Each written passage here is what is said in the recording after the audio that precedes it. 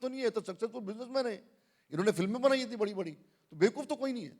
सो मैं ये कहना चाहता हूं कि हम लोग को अंडर एस्टिमेट मत करो, किसी भी मेकर को अंडर एस्टिमेट मत करो, किसी भी डायरेक्टर को अंडर एस्टिमेट मत करो, किसी भी प्रोड्यूसर को अंडर एस्टिमेट मत करो। उसको दिल से लगता है कि ये इशू पे डिस्कशन होना चाहिए, ये इशू पे फिल्म बननी चाहिए, वो फिल्म बनाता है। हम मोर्चे नहीं निकालते हैं, हम फिल्में बनाते हैं। बात इतनी सी है। संजय, मैं तो आपका सवाल ही भूल गया क्योंकि सर ने इतना परफेक्ट जवाब दिया है। मनीष, एलिट न्यूज़ से। सर यहाँ मेरा सवाल गुलाब जी से, अनिरुद्ध एज ए प्रोड्यूसर आप दोनों से मेरा जवाब है। जैसा अभी अशोक जी ने बोला कि पैसा चलाने के लिए कोई फिल्म नहीं बनाता है, जाहिर सी बात है जब फिल्म बनी है और नाम भी ऐसा है तो कंट्रोवर्सी तो होनी ही थी, और रिलीज तक कई अड़चने आनी थी, ये भी तय रहता है, जैसा अभी ट्रेलर के साथ हो रहा है। आपके माइंडसेट में क्या चल रहा था उस समय जब आप इस फिल्म में पैसा लगा रहे थे या इन्वेस्ट कर रहे थे कि इसको आगे चल के, क्योंकि अड़चने तो आनी ही है, कोई भी नहीं चाहता किसी अड़चन में फंसे, फिल्म आराम से निकल जाए, पैसे आए, सब कुछ आए, ऐसा रेवेन्यू भी दिमाग में चलता है एज ए बिजनेसमैन। तो आप दोनों से ये सवाल है मेरा। अच्छा, जैसे मैंने शुरुआत में एक बात बोली थी कि फिल्म बनाने का एक अवसर, और वो भी एक ऐसी फिल्म जिसमें सच बोलने का अवसर हो, और ऐसा सच जो समाज की दशा और दिशा दोनों तय करने वाला हो। उसमें पैसा लगाने से पहले ये डे वन हर आदमी जो मुझसे मिला, जो कि फिल्म इंडस्ट्री से ताल्लुक़ रखता था या जो कुछ भी इसके बारे में जानकारी रखता था, उसने मुझे डिमोरलाइज किया।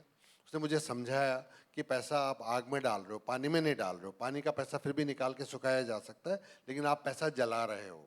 तो मैंने कहा ठीक है, अगर मैं अपनी कमाई का कुछ हिस्सा एक ऐसी फिल्म के लिए लगा दूं जो एक विषय को सामने लेके आए, एक विचार को सामने रखे, जिसके ऊपर वाद विवाद हो सके, जिसके ऊपर बातचीत हो सके कि ये क्या ठीक है, क्या इस तरीके से युवाओं को बगलाना और युवाओं को एक आतंक के रास्ते पे ले जाना और असंख्य लोगों की जान ले लेना, उनके परिवारों को उजाड़ देना, धन संपत्ति को समाप्त कर देना, क्या ये ठीक है?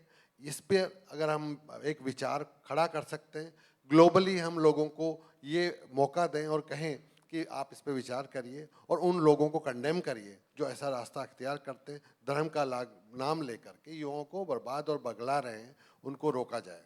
ये विचार अगर कहीं आगे जा सकता है तो मेरा पैसा आग में जाए, पानी में जाए, मैं उसकी परवाह नहीं करूँगा। अशोक जी एक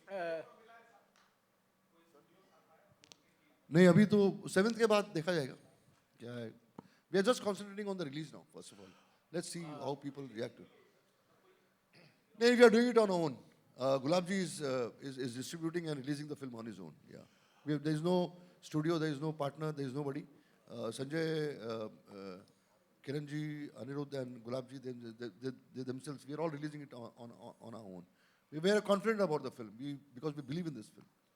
अशोक जी, एक सवाल अशोक जी, फिल्म की टाइमिंग को लेकर था, और ये मैं एक जर्नलिस्ट के होने के नाते भी पूछ रहा हूँ, और फिल्म इंडस्ट्री के अंदर से ही कुछ और लोग भी थोड़े दिनों के बाद या थोड़े टाइम के बाद बात करना शुरू कर देंगे। टाइमिंग, फिल्म को बने मेरे ख्याल से 2-3 साल हो चुके हैं। 2021 में इस फिल्म को अवार्ड भी मिला, जैसा आपने दिखाया, नेशनल अवार्ड मिला। आप बात कर रहे हैं 2023 में, अब जबकि 2024 का चुनाव बिल्कुल करीब आ गया है। इस तरह की फिल्मों की बयार हमने देखी, चाहे वो केरल फाइल्स हो, कश्मीर फाइल हो, और भी बहुत सारी हैं, और लाइन में और बहुत सारी आ रही हैं, नाम मेरे पास है।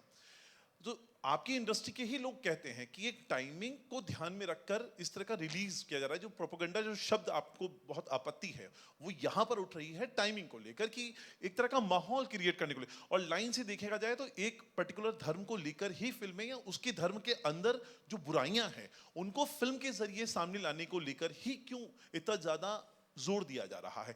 वहां पर सवाल आपकी टाइमिंग का है, नियत का नहीं। आपको कौन रोक रहा है वो फिल्म बनाने के लिए जो आप बनाना चाहते हैं? कोई नहीं रोक रहा ना आपको मतलब नॉट आपको, उन लोगों की बात बताओ। मैंने एक्सीडेंटल प्राइम मिनिस्टर प्रोड्यूस की थी, ठीक है ना। और एक बात समझनी चाहिए, हमारे देश में हर 3 महीने में एक इलेक्शन होता है। ये 5 साल के बाद तो एक फास है कि 5 साल के बाद इलेक्शन होते हैं, हर 3 महीने में कोई ना कोई इलेक्शन है। तो इस हिसाब से तो हमारे हिंदुस्तान में फिल्में नहीं बनेंगी, फिल्में बनाने की जरूरत ही नहीं है। सो जो इशू बेस्ड फिल्म मेकर्स हैं, जो सीरियस फिल्म मेकर्स हैं, वो तो फिर फिल्म बना ही नहीं पाएंगे। फिर हमको तो टारगेट है यार 3 महीने के बाद इलेक्शन आने वाला है, चुनाव आने वाला है, पर फिल्म मत बनाइए। ये जो कॉम्प्लिसिटी है और ये गिल्ट की फीलिंग जो है ना, वो मेकर्स में नहीं होती, वो प्रोड्यूसर्स में नहीं होती। कोई भी किसी भी फिल्म को आप लेके चलो, वो वो एक अपना शेड्यूल बनाता है, उसको इंस्पायर करता है फिल्म मेकर को, संजय को, गुलाब जी को, सबको एक सब्जेक्ट हम सब बैठते हैं और फिर हमारे दिमाग में ये आता नहीं है, मैं ईमानदारी से कह रहा हूँ, हमारे पॉलिटिकल बिलीव सबके अलग अलग अपने अपने हैं, हर आदमी के अपने पॉलिटिकल बिलीव है, but that doesn't come in the with of making a film. ये चीजें हम लोग को दिमाग से निकाल देना चाहिए। हम लोग पॉलिटिशियंस नहीं है, पहली बात तो ये बताइए, ये पॉलिटिशियंस होते हैं जो डिसाइड करते हैं कि यार 4 साल के बाद 3 साल के बाद चुनाव है, चले पेट्रोल बांटना शुरू करते हैं, खाना बांटना शुरू करते हैं। We are not that, treat us like creative people, makers the way you are creative people. हमको उस लेवल पे मत लेके आओ, you know, don't get us into that level where we are इतने इंटेलिजेंट हम लोग, हम पॉलिटिकल सिनेरियो देख के हम फिल्में बनाएंगे, ऐसे नहीं होता है। संजय ने जब फिल्म बनाई थी या सोचा था तो इसके स्क्रिप्टों पे काम हुआ है, टाइम लगा है। सो दिस थिंकिंग और दिस लॉजिक और this philosophy of makers timing the film as per the elections, we all totally refuse it, and I think there is no point discussing on this thing. फिर तो बोलने के लिए तो आदमी कुछ भी बोलता है, उससे कुछ नहीं हो सकता। आई थिंक अशोक जी मेरा सवाल ये है कि रवि रवि बोल।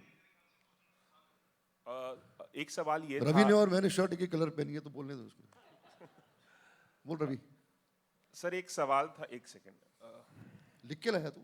नहीं, एक सवाल था कि ये फिल्म पहले सिनेमा घरों में रिलीज हो चुकी है और इसको नेशनल अवार्ड भी मिला है। मैंने संजय पुरन सिंह का इंटरव्यू भी किया था घर जाकर जब इसे नेशनल अवार्ड मिला था। मेरा सवाल है कि इसे दोबारा रिलीज करने की आवश्यकता आप लोगों को क्यों महसूस हुई? इसके पीछे की कुछ वजहों पर अगर आप लोग गौर फरमा सके तो अच्छा होगा। तो तू दूसरी बार देख ले फिल्म, क्या प्रॉब्लम है? सर मैं दे दूं इसका जवाब। रवि जी, ये कहाँ रिलीज हुई थी फिल्म? सिनेमा श्योर आप रिसर्च करके आए होंगे। कुछ सिनेमा घरों में तो रिलीज हुई थी और जैसे नेशनल अवार्ड तो फिल्म रिलीज होने के सिनेमा घरों में रिलीज हो तब भी मिलता है। आपकी रिसर्च पूरी नहीं है। नेशनल अवार्ड के लिए सेंसर सर्टिफिकेट की ज़रूरत होती है कि वो हिंदुस्तान में बनी है और उसके लिए रिलीज़ की ज़रूरत नहीं होती है। तो ये फिल्म रिलीज़ नहीं हुई है। ये अक्सर हम मान लेते हैं जब उसको बोलते हैं इफ़ी के अंदर वर्ल्ड प्रीमियर हो रहा है, क्योंकि वहाँ पहली बार ये फिल्म दिखाई जा रही है। 2000 जो ये कोविड से पहले ये इफ़ी के अंदर फिल्म दिखाई गई थी, जहाँ पर कुछ फिल्म क्रिटिक्स ने इसको देखा था और रिव्यू किया था इस फिल्म के बारे में। क्योंकि जब आप दिखाते हैं, यही एक सिस्टम होता है फिल्म्स को लेके। कमर्शियल रिलीज़ ये अब हो रही है। अच्छा, मुझे बताया गया था टीम की तरफ से कि कुछ सिनेमा घरों में रिलीज। जिसने तेरे को बताया महाप्रभा भेज देना उसको। अशोक जी, मेरा सवाल एक ये है कि मतलब सीबीएफसी बोर्ड से तो मतलब जैसा आपने कहा कि सिनेमा के लिए तो पास हो गई है, बट अगर एक बार जब रिलीज हो जाएगी तो उसके बाद जो है सोशल मीडिया पे ट्रोलर्स होंगे, नेटिजन्स होंगे जो है बॉयकॉट करेंगे फिल्म को, तो क्या उसके लिए भी तैयार हैं आप लोग? हमारे सबके पास AK-47 है हाथ में, टेंशन मत ले तू। I think let's end the press conference.